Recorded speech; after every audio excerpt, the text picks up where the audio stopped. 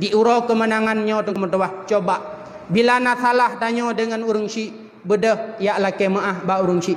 Bila memang urang syik nyan hanale dong kumatuah bet jara ulangit mendoa ba Allah, baca Yasin, baca sama dia, hadiahkan pahala terhadap mereka, infakkan harta terhadap anak yatim, niatkan pahala terhadap kedua orang tua. Karena dong kumatuah bila getanyo berbakti dengan urang syik, nyo udep getanyo tungku akan bahagia dunia wal akhirah, dan getanyo akan merumpak satu kemuliaan bila getanyo taat ke urang syik. Maka bek tom pernah dongku ne kecewa urang syik. Bek gara-gara urinang itham ro ne jok peng ke urang syik ne thun pek. Gekeun le mak ne nyo ro raya karap lon hana peng anu long blong ko si. Long hana peng hay anu mutuah untuk lon blo baju baru.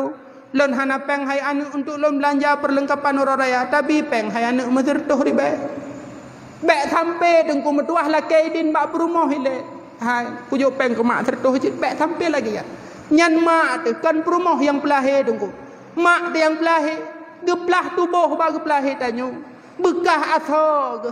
Ti kurang bulan ke mengandung dengku mutuah. Ti kurang bulan ke mengandung. Wate ubut ke tanyo hana tengen ke malam. Kadang tengen hat genuk hanje ke ke tanyo puna.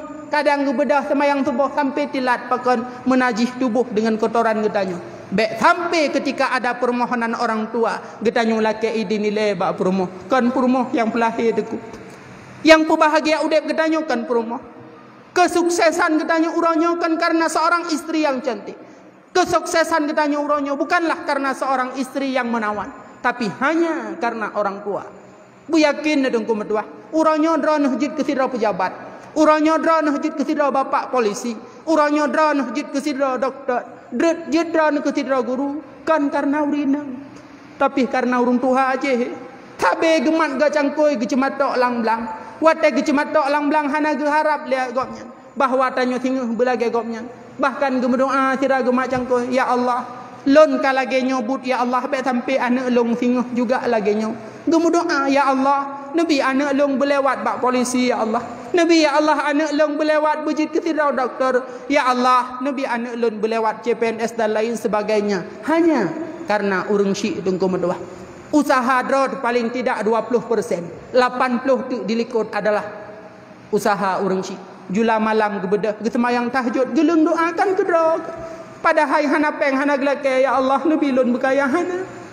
Ya Allah, tubuh lon sakit Nabi Allah berpulih hana gelakenya. Ya Allah, Nabi Allah anak lon udep bahagia. Ya Allah, anak lon yang tengah bak doktornya Nabi Allah berlewat jabatan betik beraya lah. Ya Allah, anak lon yang tengah dites CPNS ya Allah Nabi berlewat. Ya Allah, lon mahajat ya Allah tertuh ribepeng ke masjid ya Allah. Hana peng gete mahajat demi bersukses getanyo tungku metuah. Maka oleh karena demikian bek sampai getanyo duakan urang syik.